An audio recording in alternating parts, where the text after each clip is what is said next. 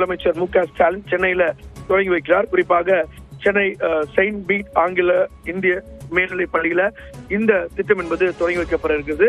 குறிப்பாக தமிழ்நாடு முழுவதும் இந்த திட்டம் இன்றைக்கு தொடங்கி வைக்கப்படக்கூடிய நிலையில ஒரு வட்டாரத்தில் 3 முகாம்கள் வீதம் 388 வட்டாரங்களில 1164 முகாம்களும், ஒரு மண்டலத்திற்கு ஒரு முகாம் வீதம் பெருநகர சென்னை மாநகராட்சியில் 15 முகாம்களும், ஒரு மாநகராட்சிக்கு 4 முகாம்கள் வீதம் 10 லட்சம் மக்கள் தொகைக்கு அதிகமாக உள்ள 5 மாநகராட்சிகளில் 20 முகாம்களும், ஒரு மாநகராட்சிக்கு 3 முகாம்கள் வீதம் மக்கள் தொகை 10 லட்சத்திற்கு குறைவாக உள்ள 19 மாநகராட்சிகளில் 57 முகாம்களும், மொத்தமாக 1856 முகாம்கள் நடத்த திட்டமிடப்பட்டுள்ளது.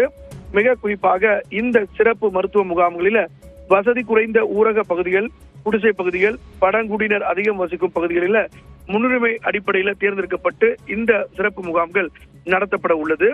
40 வயது